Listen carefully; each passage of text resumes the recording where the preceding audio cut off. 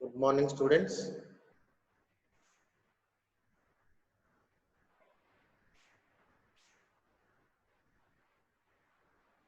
So, yesterday we have covered types of bolts, right? Types of bolts and nuts, screws, right?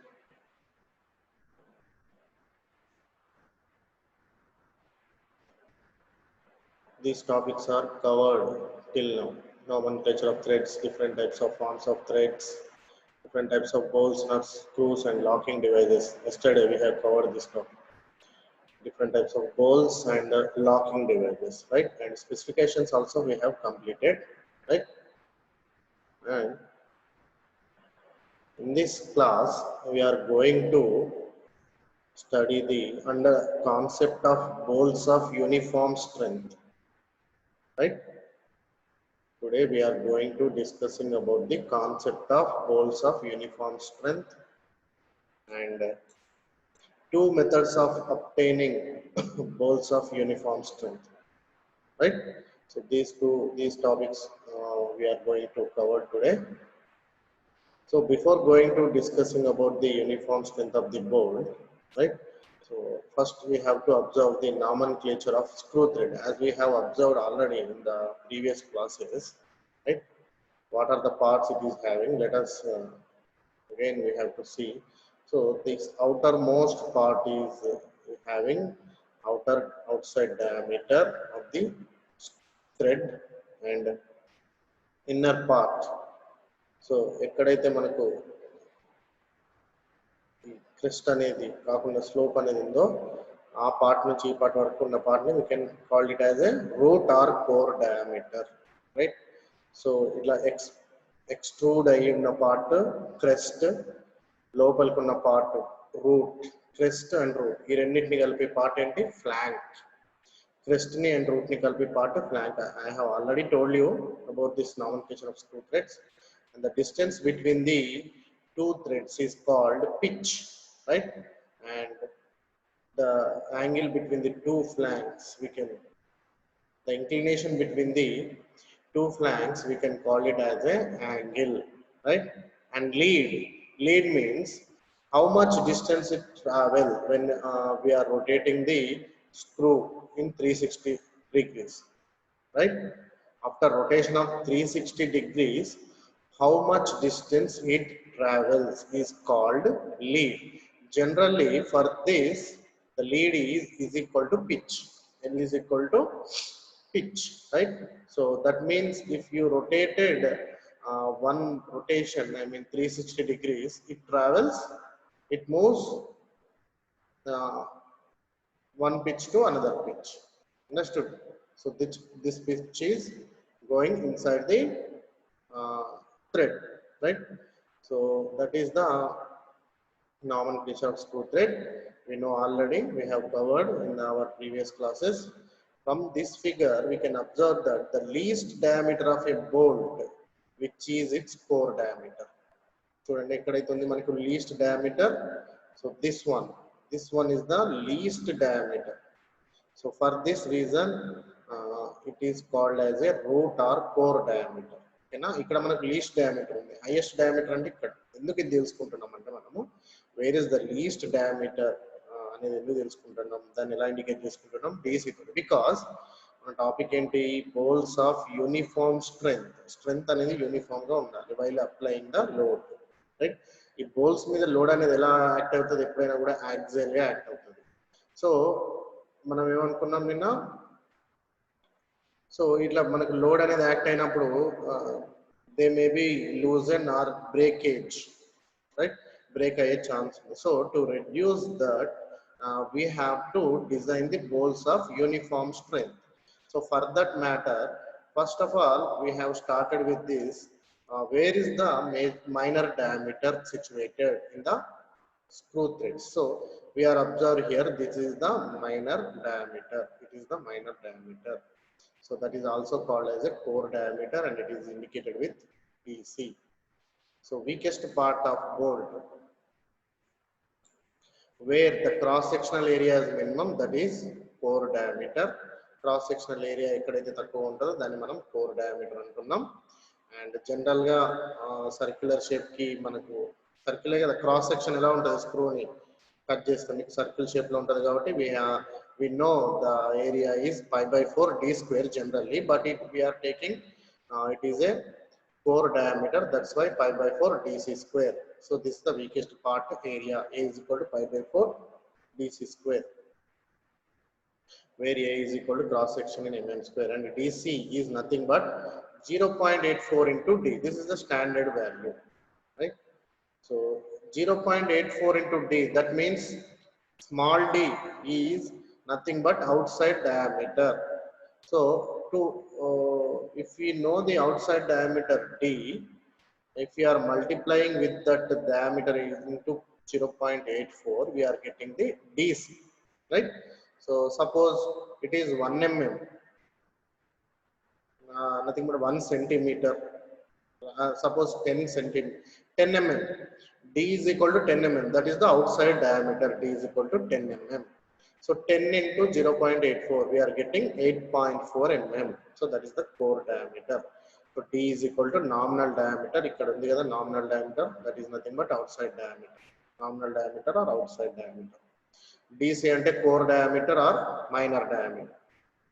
dc ante core diameter or minor diameter. Let us see example. In case of cylinders, impact load on bolts. దీనికి bolts అనేవి fit అయ్యింది అనుకోండి. In case of cylinder head, this is a cylinder head. Bolt of an internal combustion engine is subjected to impact or shock load, right? So ఇది cylinder head కదా, దీనికి మనం bolts వాటిని fix చేసినాం, ఓకేనా? Bolt of an internal combustion engine. Total గా ఇది cylinder head, దాని ఇంటర్నల్ కంబషన్ ఇంజిన్ కి 2 బోల్ట్స్ ఉన్నాయి. ఈ 2 బోల్ట్స్ ఎటువంటి లోడ్స్ కి అవి ఉంటున్నాయి?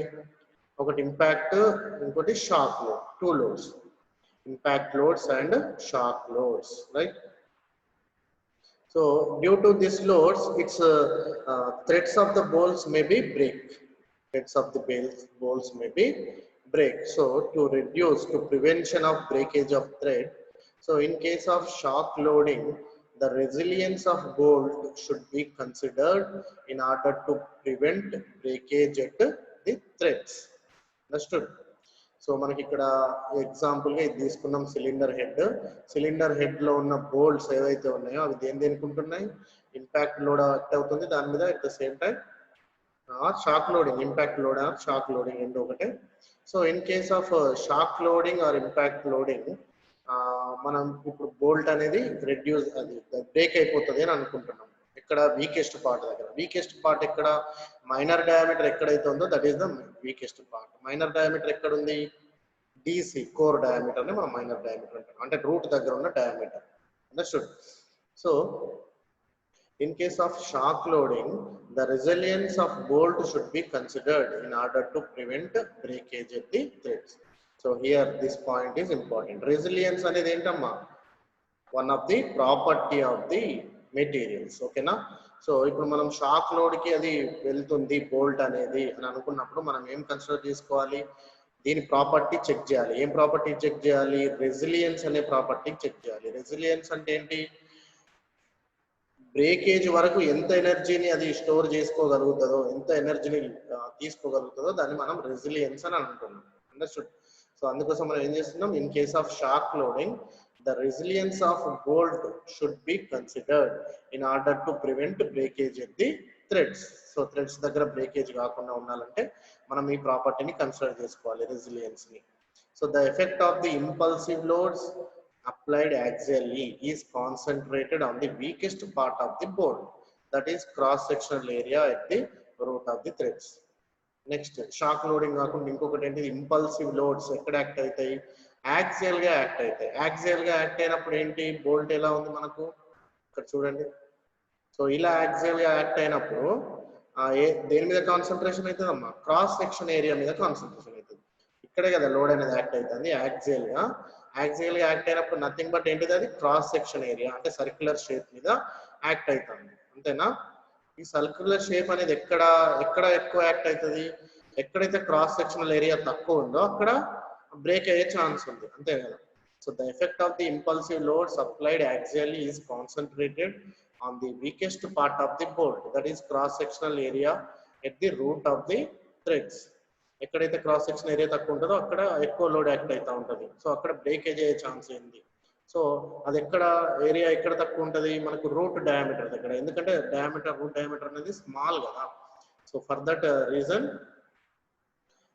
మనకు అక్కడ లోడ్ అనేది యాక్ట్ అయ్యి అక్కడ బ్రేక్ అయ్యే ఛాన్స్ ఉంది. ఇది ఎక్కడ ఉంది, థ్రెడ్ పోర్షన్ కదా, నథింగ్ బట్ వీకెస్ట్ పార్ట్ అంటే ఏంటిది, థ్రెడ్ పోర్షన్ అది అక్కడే బ్రేక్ అయ్యింది. సో దాన్ని రెడ్యూస్ చేయాలంటే మనం ఏం చేయాలంటున్నాడు, we have to consider the resilience property of the bolt. Resilience property అంటే ఏంటి, స్టోర్ని ఎనర్జీని స్టోర్ చేసుకో ఎంతసేపు అయితే స్టోర్ చేసుకోగలుగుతుందో that is called resilience. Okay, so అందుకోసం మనము ఈ రెసిలియన్స్ ఈ ప్రాపర్టీస్ అన్ని ముందు నేర్చుకున్నాం, మెకానికల్ ప్రాపర్టీస్ అన్ని. Next stresses in the threaded bolt, ఏమేమి స్ట్రెసెస్ యాక్ట్ అవుతాయి ఇప్పుడు దాని మీద. The stress in the threaded part of the bolt will be higher than that of the shank. So bolt అంటేనే మనకు తెలుసు సమ్ పార్ట్ ఏమో థ్రెడ్ పార్ట్స్ ఉంటాయి, ఇంకా రిమైనింగ్ ఏమో సిలిండ్రికల్ పార్ట్ ఉంటుంది, అక్కడ ఎటువంటి థ్రెడ్స్ ఉన్నాయి. ఇప్పుడు స్ట్రెస్ అనేది యాక్సియల్ లోడ్ అనేది యాక్ట్ అవుతుంది అని అనుకుంటున్నాం మనం బోల్ట్ మీద. యాక్సియల్ లోడ్ యాక్ట్ అవుతుంది అన్నప్పుడు ఎక్కడ యాక్ట్ అవుతుంది, క్రాస్ సెక్షనల్ ఏరియా మీద యాక్ట్ అవుతుంది. క్రాస్ సెక్షనల్ ఏరియా కూడా ఎక్కడ వీక్ ఉంటుంది, రూట్ డయామీటర్ ఎక్కడైతుందో అక్కడ యాక్ట్ అవుతుంది.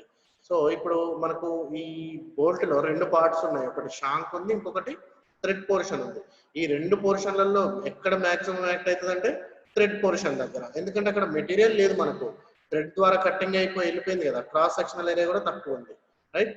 సో అందుకని the stress in the threaded part of the bolt will be higher than that of the shank. Hence, a great portion of the energy will be absorbed in the region of the threaded part. So, ekkada ekko act aitadi ippudu great portion ekkadaithe undo akkada manaku hence a great portion of energy anedi ekkada act aitadi region threaded part దగ్గరనే absorb చేసుకోవడానికి try చేస్తూ ఉంటుంది. So అలా absorb చేసుకోవడం వల్ల ఏమవుతుంది, it may fracture the threaded portion because of the concentration of more energy, because of the concentration of more energy. ఎందుకు ఈ పాయింట్ చూడండి, hence a great portion of energy will be absorbed at the region of the threaded part. మనం ఏమనుకున్నాం ఇక్కడ, resilience అనుకున్నాం. Resilience అంటే ఏమనుకుంటున్నాం, energy absorb చేయడమే resilience. ఈ ఎనర్జీ అబ్జార్బ్ అనేది ఎక్కడ జరుగుతుంది, థ్రెడెడ్ పార్ట్ దగ్గర జరుగుతుంది. ఎందుకంటే క్రాస్ సెక్షన్ ఏరియా ఎక్కడ తక్కువ ఉన్నదో ఎనర్జీ అంతా అక్కడ కాన్సన్ట్రేషన్ అవ్వడానికి ట్రై చేస్తూ ఉంటుంది. ఆ కాన్సన్ట్రేషన్ చేయడం వల్ల ఏమవుతుంది, it may fracture the threaded portion because of the more concentration of energy, right. So the failure of threaded portion in bolts which are subjected to shock loading can be avoided by making such bolts of uniform strength. అర్థమైంది కదా, bolts of uniform strength మనం ఎందుకు చేయాలి, because of resilience property of the bolt వల్ల threaded portion ఎక్కడైతే ఉందో weakest cross sectional area ఉంటుంది కాబట్టి, so the more concentration area the more stress అనేది అక్కడే యాక్ట్ అవుతుంది కాబట్టి ఎనర్జీ అనేది ఎక్కువ తీసుకుంటుంది ఆ పార్ట్ తీసుకోవడం వల్ల ఏం జరుగుతుంది, ఆ థ్రెడెడ్ పోర్షన్ దగ్గరనే it may be damage are it may be break. So to prevent that మనము ఏం చేయాలి, బోల్ట్ ఆఫ్ యూనిఫామ్ స్ట్రెంగ్త్ ని డిజైన్ చేసుకోవాలి, బోల్ట్ ఆఫ్ యూనిఫామ్ స్ట్రెంగ్త్ ని, రైట్. సో అది ఎలా చేసుకోవాలి, బోల్ట్ ఆఫ్ యూనిఫామ్ స్ట్రెంగ్త్ ని ఎందుకు అవుతుందో తెలుసుకున్నాం. సో ఇప్పుడు దాని యూనిఫామ్ స్ట్రెంగ్త్ ఎలా తీసుకోవాలి అంటే, by reducing the area of shank equal to the root area of the screw. ఇప్పుడు మనము ఆల్రెడీ ఒక బోల్ట్ తీసుకున్నాం, ఆ బోల్ట్ షాంక్ డయామీటర్ ఏంటిదమ్మా, యాక్చువల్ అయితే shank diameter is equal to nominal diameter అంటే ఏంటి, major diameter or outside diameter, అంతేనా. Shank diameter is nothing but ఏంటి, outside diameter, nominal diameter or major diameter. ఇంతకుముందు D అని తీసుకున్నాం కదా అదే. బట్ ఇక్కడ ఏం చేయాలి, మనము ఏరియా ఆఫ్ ద షాంక్ ను రెడ్యూస్ చేయాలి, ఏరియా ఆఫ్ ది షాంక్ ని రెడ్యూస్ చేయాలి. ఎక్కడికి, రూట్ ఏరియాకి. అంటే డీని కాస్త మనం ఎక్కడికి తీసుకెళ్ళాలి, డిసికి తీసుకెళ్ళాలి. షాంక్ ని ఎక్కడ తీసుకెళ్ళాలి, డిసి అని చేయాలి. సో అలా చేయడం వల్ల making of bolt of uniform strength ఒకటి. So with this modification a greater force is permissible due to uniform distribution of stress and the bolt becomes stronger and lighter. ఇలా చేయడం వల్ల ఏమవుతుంది, మొత్తం యూనిఫామ్ ఏరియా అయిపోయింది, అంతే కదా. షాంకులో ఉన్నది రూట్ డయామీటర్ లో ఉన్నాయి. ఇది రెండు డయామీటర్లు సేమ్ అయిపోయినప్పుడు ఏరియా అనేది సేమ్ అయిపోయింది కాబట్టి స్ట్రెస్ అనేది ఈక్వల్ గా డిస్ట్రిబ్యూట్ అయిపోతుంది కాబట్టి అక్కడ మనకు బ్రేక్ అయ్యే ఛాన్సెస్ తగ్గిపోతుంది. Understood? By reducing the area of shank equal to the root area of the screw. With this modification, a great force is permissible due to uniform distribution of stress and thus bolt becomes stronger and lighter. And అవే కాకుండా మనకు different methods ఉన్నాయి uniform strength చేయాలంటే. అదేంటంటే the area of shank is reduced to root area by turning down. ఇది మనం ఇంతకుముందు నేర్చుకున్నది, reducing the diameter of the shank. And second drilling and axial hole through the head up to the threaded portion. మనం ఏం చేయాలి, ఇంకా head ఉంది కదా, బోల్ట్ కి హెడ్ ఉంటది కదా, అక్కడ నుండి హోల్ చేయాలి. ఎక్కడి వరకు చేయాలి? Drill and axial hole through the head up to the threaded portion. Thread portion ఎక్కడైతే స్టార్ట్ అవుతుందో అక్కడ వరకు we have to make a hole. Understood? Right. So ఇక్కడ మనకు డయాగ్రామాటిక్ ఎక్స్ప్లెనేషన్ ఉంటుంది చూడండి. So this is ordinary bolt, right. ఇంతకుముందు మనం చూసినాం. ఇక్కడ వీకెస్ట్ పోర్షన్ అంటే డిసి, అంటే ఇది ఇన్నర్ డయామీటర్, రూట్ దగ్గర ఉంది కదా. థ్రెడ్ అనేది ఎట్లుంటది, బయటకు వచ్చేదేమో క్రెస్ట్, లోపలికి ఉండేది రూట్. రూట్ దగ్గర నుంచి ఉండేది రూట్ డయామీటర్. రెండు రూట్స్ ని కలిపేది ఏంటి? DC, right. సో ఇది ఆర్డినరీ బోల్ట్.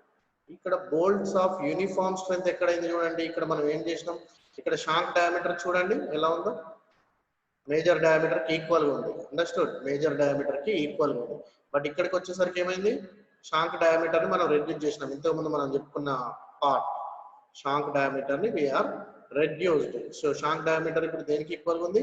డిసి కి ఈక్వల్ ఉంది. ఇక్కడేమో shank diameter is equal to D, here shank diameter is equal to DC because we are reducing the diameter of the shank. So when we are reducing the shank diameter, it is equal to the equal area అనేది equal అయిపోతుంది. So అప్పుడు దాని మీద concentration అనేది equal గా ఉంటుంది, stress concentration. Next, making bolt of uniform strength. So an axial hole is drilled through the head as far as threaded portion. So because of which the area of shank becomes equal to the root area of the thread. This allows the uniform distribution of stress throughout the bolt. ఇంకా second step చూడండి. So ఇది ordinary bolt. మనం bolt uniform strength చేయాలంటే ఏమనుకున్నాం, ఒక axial whole ని produce చేయాలనుకుంటున్నాం. ఎక్కడి వరకు? థ్రెడెడ్ పోర్షన్ స్టార్ట్ అయ్యే వరకు హోల్ చేసినాం. So because of the which area of the shank becomes equal to the root area of the thread. So ఇక్కడ root area of the thread అయిపోతుంది ఆ హోల్ అనేది. ఇంతకుముందు దీన్ని రెడ్యూస్ డయామీటర్ చేసినాం. ఇక్కడ ఆ హోల్ డయామీటర్ కూడా ఎంత ఉండాలి బాబు? రూట్ డయామీటర్ ఎంత ఉందో దాని డయామీటర్ అంతా హోల్ మనం ప్రొడ్యూస్ చేయాలి. So this allows the uniform distribution of stress throughout the bolt. So ఇవి రెండు మనకు టూ మెథడ్స్ టు మేక్ ఈ bolt in uniform strength. One is reducing the diameter of the shank and another one is the making a hole through the head of the bolt up to the threaded portion, right?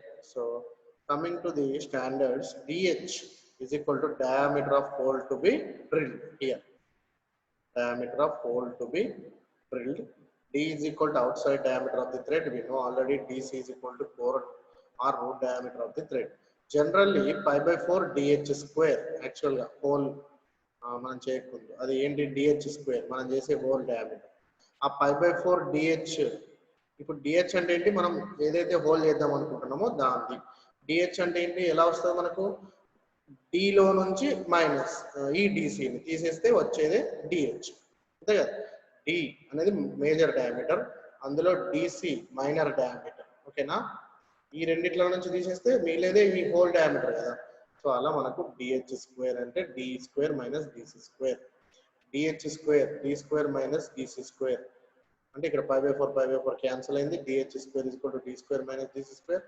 So DH is equal to ఏమైంది? Square root D square minus DC square, where DH is the diameter of the hole to be drilled. So దీన్ని base చేసుకొని ఒక problem కూడా ఉంది చూడండి.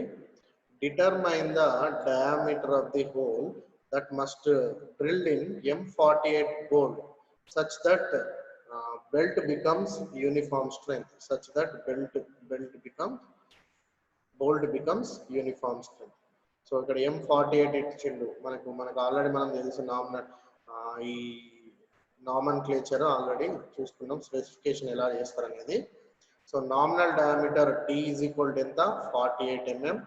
therefore core diameter DC is equal to ఎంత ఇంతకుముందు చేసుకున్నాం కదా 0.84 into T.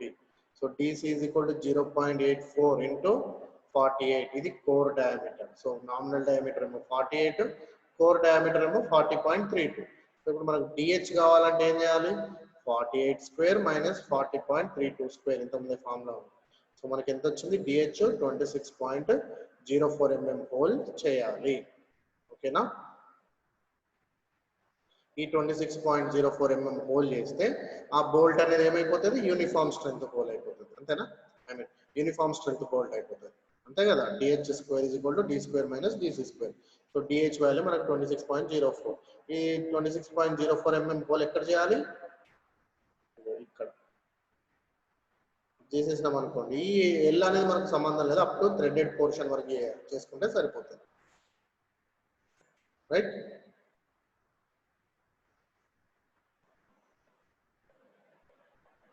Next coming to the ఇప్పుడు ఇంతకుముందు చూసింది bolt of uniform strength. And next coming to the different cases for failure of bolts. So ఇంతకుముందు బోల్ట్ అనేది ఎలా ఫెయిల్ అవుతుందో చూసినాము.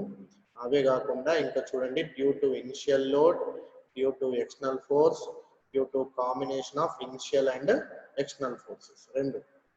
సో ఇందులో డ్యూ టు ఇనిషియల్ లోడ్ వల్ల మళ్ళీ మనకు సబ్ టైప్స్ ఉన్నాయి.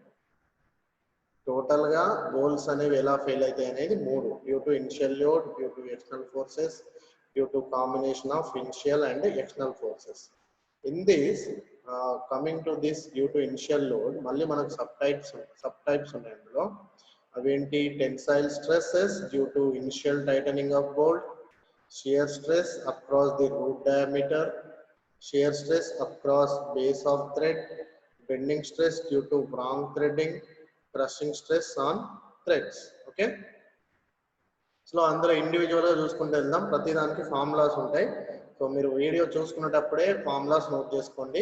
దీని మీద మనం నెక్స్ట్ ప్రాబ్లమ్స్ సాల్వ్ చేస్తాం. అర్థమవుతుందా? So tensile stress due to initial tightening can be calculated as initial tensioning bolt is P1 is equal to 2840 D, where D is equal to nominal diameter of bolt in mm. Tensile stress is given by sigma T. Tensile stress అంటే తెలుసు కదా, stress is equal to load by area. అంతే, ఏదో చూసి కొత్తగా ఉంది అనుకోకండి. stress is equal to sigma T is equal to load అంటే P1 divided by area pi by 4 DC square. n అంటే number of threads, అంటే ఎన్ని పిచ్లు ఎన్ని ఉన్నాయి, ఎన్ని థ్రెడ్స్ ఉన్నాయి అనేది ఇక్కడ మనకు main. number of threads engagement. DC is equal to core diameter of bolt in mm. Sigma T is equal to tensile stress Newton per mm square. Number of threads engagement. So ఇదేంటిది? Tensile stress due to initial tightening of bolt. So మనం tight చేస్తున్నాం initial గా bolt ని, అప్పుడు దాని మీద tensile stress అనేది act అవుతుంది. సో దాన్ని ఎంత యాక్ట్ అవుతుంది అని క్యాలిక్యులేట్ చేయాలంటే this formula is helpful for us. So stress is equal to load by area. Load అంటే P1, ఏరియా అంటే pi by 4 DC square into n. Next torsional shear stress due to friction between the screw and nut during tightening.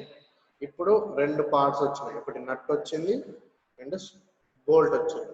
ఈ రెండింటి ఇట్లా tight చేస్తుంటాం కదా మనం జనరల్గా, ఇవన్నీ చేసేటియే. అలా చేసినప్పుడు దాని మీద యాక్ట్ అయ్యేది ఏంటి? టార్షనల్ షియర్ స్ట్రెస్ యాక్ట్ అవుతుంది. ఆ టార్షనల్ షియర్ స్ట్రెస్ ను కూడా మనము ఎలా క్యాలిక్యులేట్ చేస్తాం? Tau is equal to 16T by pi d cube C. 16T by ఇవన్నీ మనకు T by J Fs by R G theta by L నుంచి వచ్చింది ఈ formula. T by J torsion equation నుంచి T by J is equal to Fs by R. అర్థమైందా? R అంటే D by 2. Okay, J అంటే polar moment of inertia, pi by 32 D cube. Okay, D power 4 sorry. So అన్నిట్లో మనం simplify చేసి direct formula రాసుకున్నాం. Tau is equal to 16T by pi d cube C. ఇవన్నీ solid mechanics లో వచ్చినాయి. Tau అంటే shear stress newton per mm square, T అంటే torque newton mm, DC అంటే core diameter of bolt in mm. Next shear stress across base of thread may be calculated as. ఇప్పుడు base of thread దగ్గర shear stress act అవుతుంది. సో దాన్ని calculate చేయాలంటే ఈ formula tau is equal to load by, మళ్ళీ ఇది కూడా ఏరియానే, లోడ్ బై దేనికైనా లోడ్ బై ఏరియానే, ఇది కూడా లోడ్ బై ఏరియానే. సో ఇది కూడా load by area, load by area. ఇక్కడ ఏరియా అంటే ఏమొచ్చింది, మనకు సర్కంఫరెన్స్, షియర్ స్ట్రెస్ అనేది సర్కంఫరెన్స్ మీద యాక్ట్ అవుతుంది కాబట్టి పై dt అనేది మన సర్కంఫరెన్స్ ఏరియా, పై dt అనేది అర్థమవుతుందా మీకు, తెలిసి ఇది పై dt అనేది. సో DC అంటే కొత్తగా కోర్ డయామీటర్ కాబట్టి DC అని వేసుకున్నాం. N అంటే మీకు తెలుసుగా number of threads in engagement, P by pi dt N.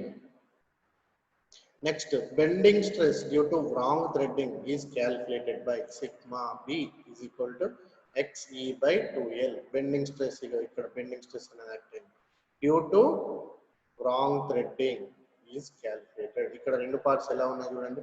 మామూలుగా అయితే ఈ ఏరియా మీద రావాలి థ్రెడ్ మన బోల్ట్ అనేది. ఇప్పుడు దీనికి స్ట్రెంగ్త్ అనేది అంత స్ట్రాంగ్ గా ఏమి ఉండదు, ఎందుకంటే ఈ ఏరియాలో గ్యాప్ ఉంది కదా, ఈ ఏరియాలో గ్యాప్ ఉంది కదా, అందుకని స్ట్రెంగ్త్ అనేది ఎక్కువగా ఉండాలి. So sigma b is equal to x into E by 2 into l, where x is equal to difference in height between the extreme corners of the nut in mm, E is equal to modulus of elasticity of bolt material Newton per mm square. Okay. Next, crushing stress on thread is given by sigma C is equal to pi by 4. ఇది load act అయ్యేటప్పుడు వచ్చే stress, రెండు ఇట్లా tight చేస్తున్నాం కాబట్టి crushing stress అనేది act అవుతుంది. pi by 4 DE square minus BC square into ఇది కూడా లోడ్ బై ఏరియానే, లోడ్ బై ఏరియా. ఈ క్రషింగ్ స్ట్రెస్ ఎక్కడ అవుతుంది చూడండి, నామినల్ డయామీటర్ నుంచి కోర్ డయామీటర్ తీసేసినాం, రిమైనింగ్ పార్ట్ ఏదైతే ఉందో దాని మీద యాక్ట్ అవుతుంది క్రషింగ్ స్ట్రెస్ అనేది. అర్థమైందా?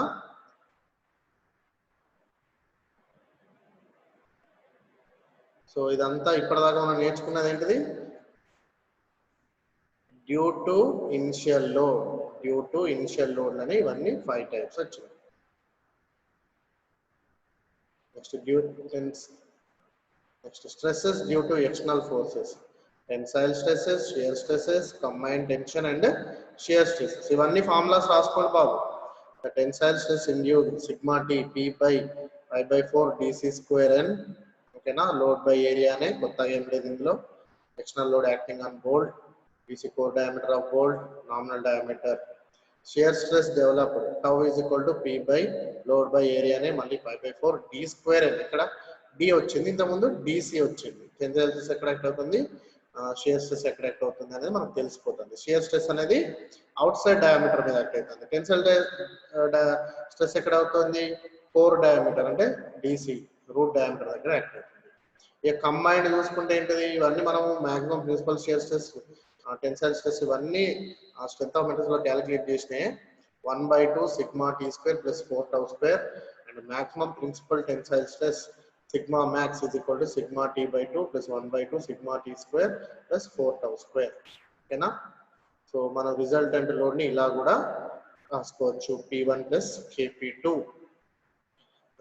P1 is equal to initial load due to tightening, ఇంతకుముందు అవి. P2 external load on bolt. K stiffness constant of gasket material used for joint.